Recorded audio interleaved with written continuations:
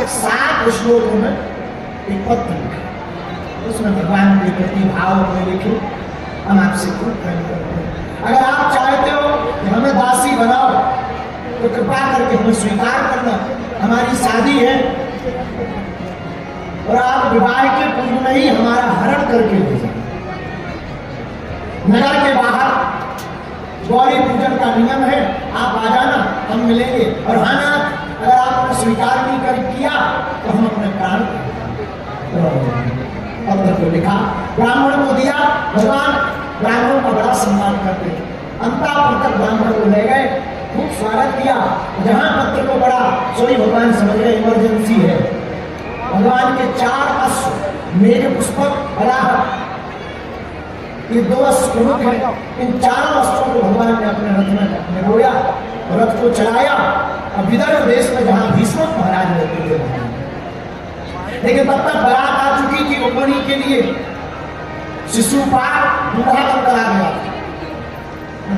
भगवान पहुंच गए। बारात आई तो रुक्मिणी ने अपने पिता भीष्म से कहा, महाराज दूल्हे राजा आ गए, सगाई हुई नहीं है, आप सगाई का सामान चढ़ाएं। सगाई का सामान लेकर गए, तब तक बीच में किसी ने खबर दी कि द्वारकाधीश भी आए हैं। तो भीष्म महाराज ने सोचा इनका स्वागत कर ले, द्वारकाधीश आए। तो सगाई चढ़नी थी शिशुपाल की, चढ़ गई नंदलाल की। सिपाहियों ने सोचा कि यही दूल्हे राजा है, क्योंकि हमारे सरकार तो हमेशा दूल्हे ही कैसे लगती, यही दूल्हे राजा है। सगाई चढ़नी थी शिशुपाल की, चढ़ गई नंदलाल की। भीष्म महाराज बड़े नाराज, अरे ये दूल्हे राजा नहीं है, दूल्हे राजा तो जनवास से अभी राजता पी रहे, ये तो द्वारकाधीश है, ये नहीं है दूल्हे राजा। अब सिपाही बोले अब तो हो गई, अब क्या है।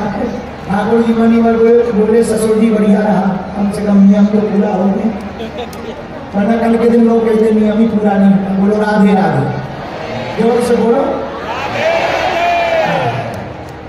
अंत तो गप्पा भीष्म महाराज ने प्रार्थना की, महाराज घर तक चलो। आगे रास्ते तक भगवान आए। भगवान को देख करके गांव की बधूटियां और वृद्ध वृद्ध माताएं कहने लगी, वाह क्या दूल्हा है, अद्भुत प्यारा दूल्हा है। ये दूल्हा बार बार नगर में जब लड़की को लेने के लिए रुक्मिणी बिटिया को लेने आएगा, हम लोगों को भी दर्शन हो जाएगा, हम लोगों की भी आंखें तृप्त हो जाएगी।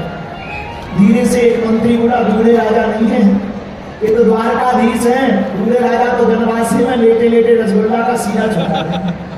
बोलो सीताराम, जोर से बोलो। फिर क्या, भगवान ने सोचा कहीं देर ना हो जाए, भगवान नगर के बाहर तक आए। रुक्मिणी जी सखियों के साथ पूजन करने आई। उसी बारात में शिशुपाल के साथ में जरासंध भी आया था। उसने जब पता किया कि द्वारकाधीश आए हैं तो शिशुपाल के कान में बोला, सुनो जहां भी ये जाते हैं दाल में काला नहीं होता, पूरी काली गाली हो जाती। ये बहुत खतरनाक है, झलिया है, क्या करें। बोले लड़की की सिक्योरिटी बढ़ा दो। सिपाही लगा दी।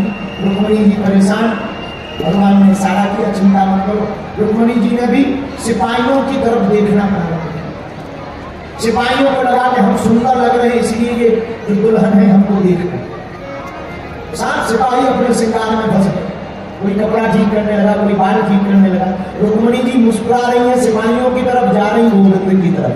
अब क्या अद्भुत संकेत है इस कथा का कि दुनिया में हमें मुस्कुराते हुए दुनिया की तरफ दिखना चाहिए, पर दिल गोविंद के चरणों में लगाना चाहिए। ये इस कथा का प्यारा संकेत है।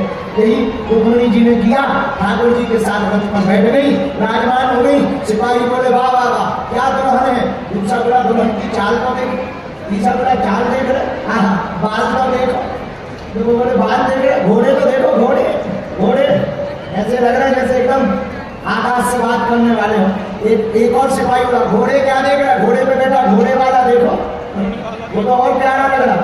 पांचवा छठवा सिपाही बोला, दूल्हा तो देखो क्या गजब लग रहा। तब तक भगवान ले गए। अब सिपाहियों को होश आया कि हम लोग खड़े क्यों थे। बोले सिक्योरिटी। बोले किसकी। बोले दुल्हन की। बोले दुल्हन का है। बोले वो चली। अब चिल्लाए, अरे ले लो ले लो ले लो ले लो। ठाकुर जी रुक्मिणी मैया को लेकर के चले गए आगे। रुक्मिणी भी आया, युद्ध भी हुआ। राव भैया भी आए। राव भैया ने समझाया, ठाकुर जी से कहा तुम लेके पहुंचो, हम आ रहे हैं और युद्ध करके निपट के हम आते हैं। ठाकुर जी द्वारका आ गए। द्वारका में विवाह की तैयारी होने लगी। दो पंक्ति आगे पे आरती डाल रही। आरती की तैयारी तब तक की जाए, इसके बाद में पूजिया श्री प्रिया जी की बड़ी ही लाडली हमारी बहन पूर्णिमा दीदी के द्वारा आप सब भाग को सुनेंगे।